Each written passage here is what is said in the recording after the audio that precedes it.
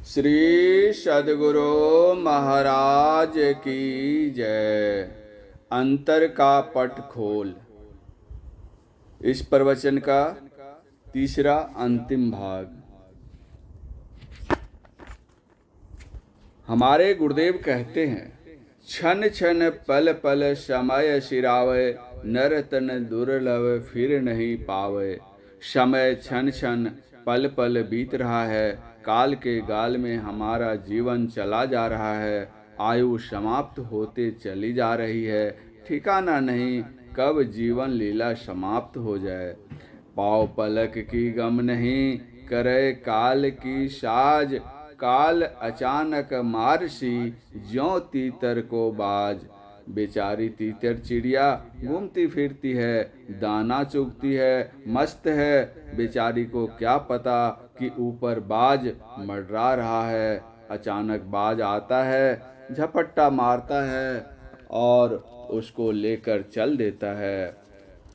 इसी प्रकार संसार में हम दाना चूगते हैं, यानी नाना भोग भोगते हैं, घूमते हैं, फिरते हैं। पता नहीं कब काल का झपट्टा लग जाएगा और वह हमें लेकर चला जाएगा। इसलिए संत कबीर साहब शुभ कर्मों को करने के लिए, अच्छे कर्मों को करने के लिए प्रेरणा देते हैं और कहते हैं, को जाने कल की कौन जानता है। इसलिए काल करे सो आज कर, आज करे सो अब।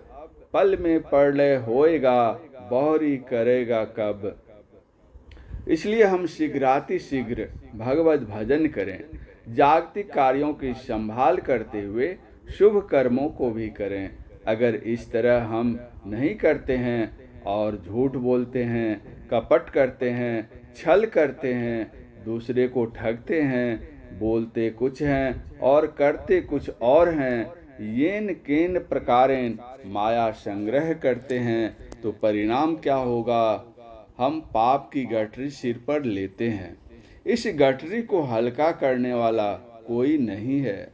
छल कपट किसके लिए हम करते हैं, क्यों करते हैं। जरा हम सोचें कि अपने साथ में क्या लेकर हम संसार में आए थे और क्या लेकर जाएंगे। न तो कुछ लेकर हम संसार में आए थे और न कुछ लेकर संसार से जाएंगे। येन केन प्रकारेण हम जो कुछ संग्रह करेंगे, सब के सब यहीं रह जाएंगे। इसलिए ऐसा नहीं करो। यह मन तो है हस्ती मस्ती, काया मट्टी की। सांस सांस में नाम सुमिर ले, अवधि घटे तन की।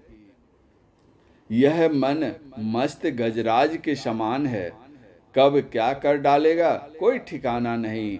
इस पर अंकुश लगा कर रखो। संत कबीर साहब कहते हैं, मन के मते न चालिए, मन के मते अनेक। जो मन पर असवार है, सो साधु कोई एक। मन जैसा जैसा कहे वैसा वैसा मत करो, सोच समझ कर करो। सोच समझ बंदे मन में, क्या करना क्या करता है। गुण के भागी आपो ही बनता, दोष राम पर धरता है। मन को संभाल कर रखो। संयमित मन सुखकर होता है और संयमित मन दुखकर होता है। सुख और दुख देने वाला हमारा मन ही है। हमारा मन ही हमारा शत्रु और हमारा मन ही हमारा मित्र है। अच्छे मार्ग पर लगा हुआ हमारा मन मित्र है और यह इतनी भलाई करता है जितनी भलाई हमारे माता पिता या मित्र व गुरुजन कोई नहीं कर सकते। इसी प्रकार कुमार्ग पर लगा हुआ हमारा मन हमारी इतनी बुराई कर सकता है जितनी बुराई हमारे दुश्मन भी नहीं कर सकते। इसलिए इस मन पर अंकुश लगाकर रखना चाहिए। यह मन तो है हस्ती मस्ती, काया मट्टी की। सांस सांस में नाम सुमिर ले, अवधि घटे तन की।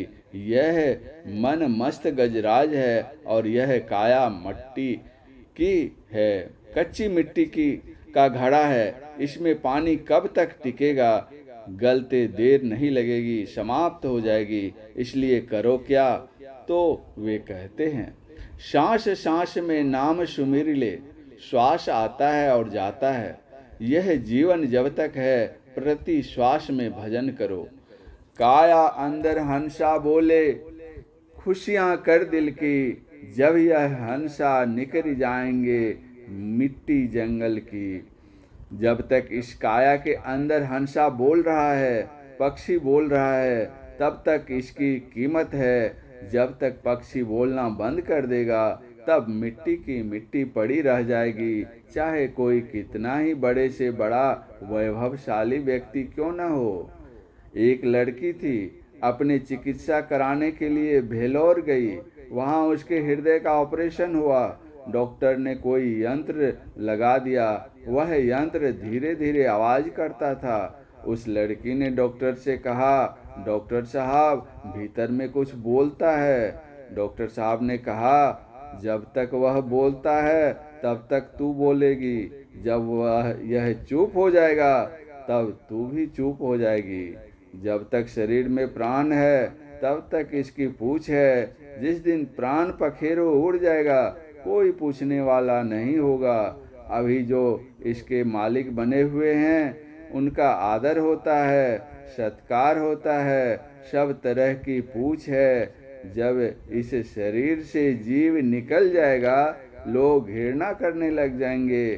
संत सूरदास जी महाराज के शब्दों में, घर के कहत सवेरे काढ़ो, भूत होए घर खइहें।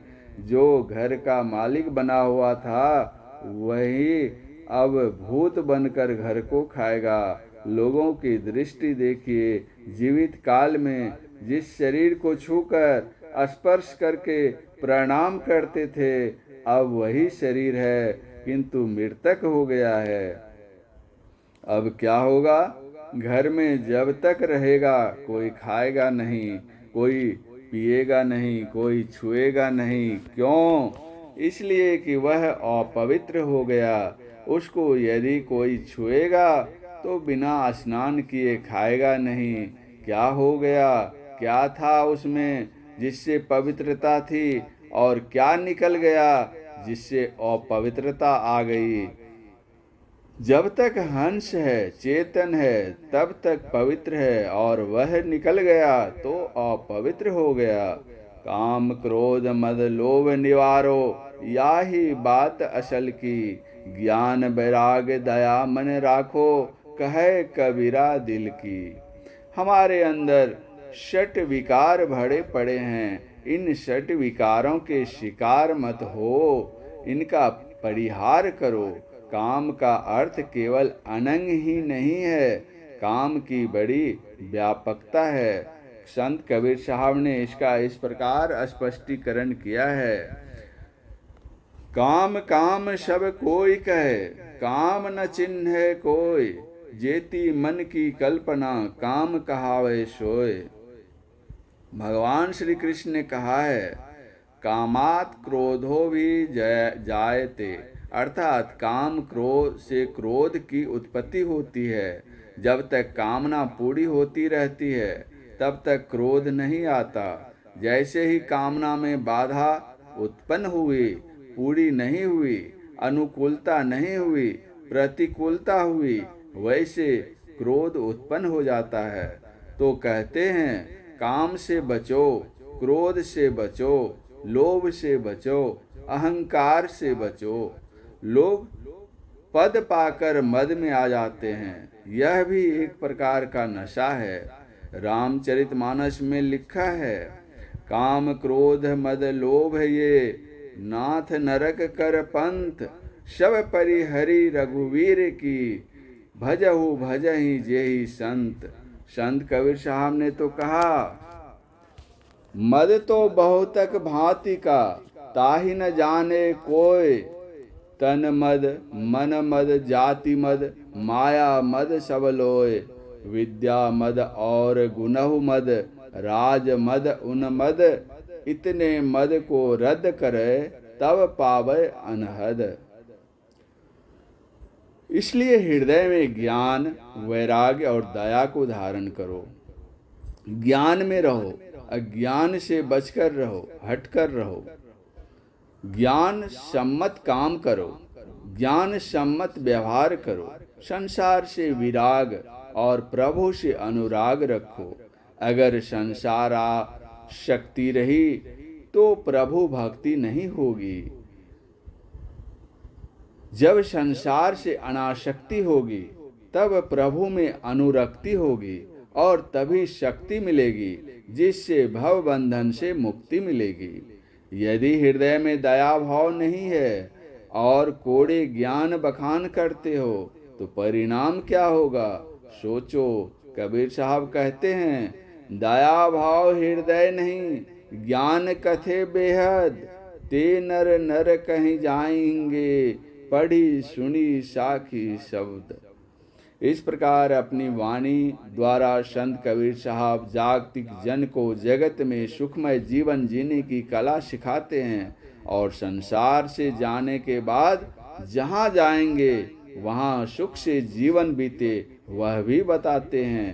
तात्पर्य यह है कि हम लोगों को चाहिए कि इस जग व्यवहार में दया, क्षमा, संतोष धारण कर सच्चाई का व्यवहार करें और झूठ, कपट, छल, चतुराई आदि दुर्गुणों से दूर रहें।